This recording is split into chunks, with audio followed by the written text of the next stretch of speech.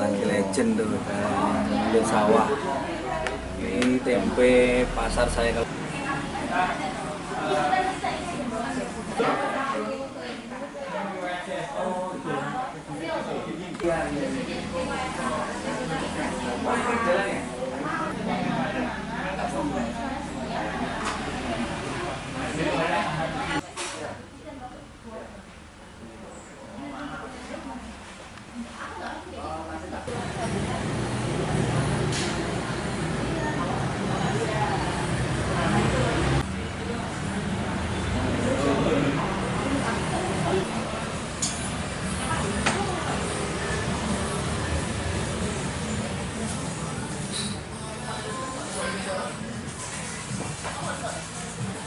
sudah gitu.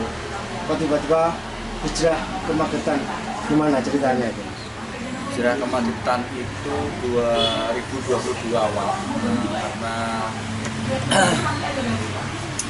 ini mas ibu itu sakit waktu itu, sakit udah harus cuci darah seminggu 2 kali, harus istilahnya udah mulai ya ngedrop sekali karena harus butuh kalau berangkat dari rumah untuk ke rumah sakit itu dari tempat tidur ke mobil itu udah harus dibopong, harus digendong. Ya saya rembukan sama keluarga, sama kakak saya, sama bapak, sama istri saya sendiri akhirnya udah bantuin ibu, ngabdi sama ibu ya. Tujuan pulang saya kemarin ya seperti itu, untuk bantu ibu dalam badan yang sakit. Idenya gimana kok tiba-tiba buka warung? Nah itu dia kan, selama mulai tinggal di sini di Magetan bantu ibu kan, akhirnya nggak kerja lagi, istilahnya nggak ngapa-ngapain gitu, nggak ada persyutingan saat itu juga. Ngapain malah berjajan terus, nggak mau ngerepotin orang tua juga, minta uang, malah mau ngurusi orang tua kok, malah minta uang orang tua tuh. Gimana caranya pengen punya usaha, waktu itu pengennya sih punya tempat kopi atau kedai kopi, ternyata di sini tuh udah banyak sekali. Terus akhirnya ketemunya ini warung makan, warung nasi tempong Banyuwangian. Kenapa milih nasi tempong? Karena di Magetan saat itu belum ada, saat saya datang itu belum ada nasi tempong gitu.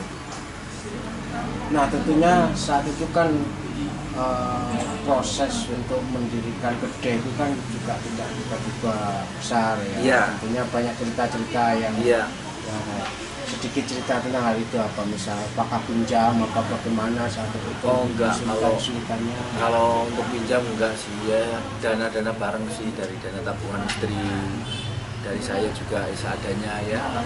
Kebetulan juga tempat ini punya temen dikasih, pakai aja dulu. Jadi kita ngisi cuma ya kayak piring-piring segala macamnya itu kita isi dari tabungan kita, sisa-sisa tabungan kita saat kita udah pulang hijrah dari Jakarta itu.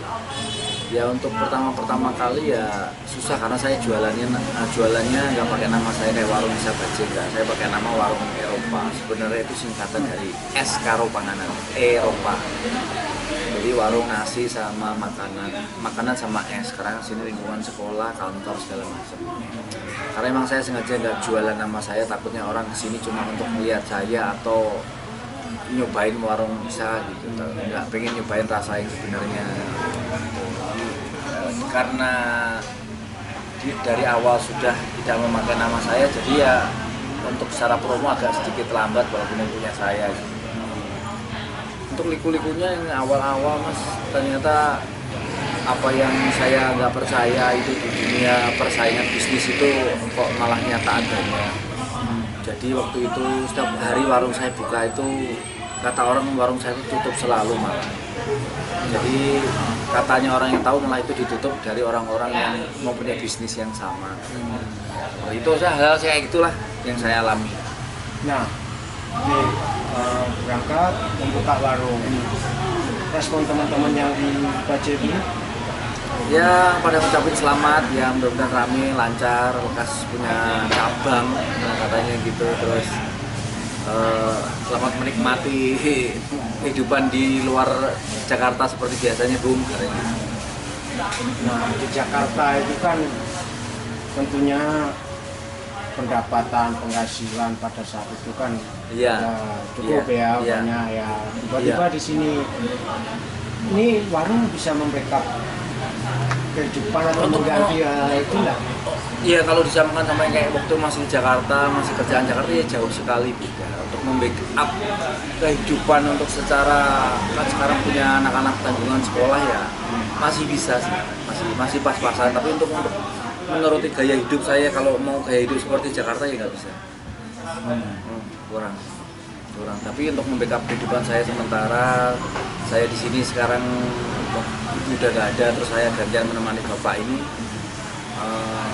Ya cukup aja sih, dicukup-cukupin bayar anak sekolah nggak telat.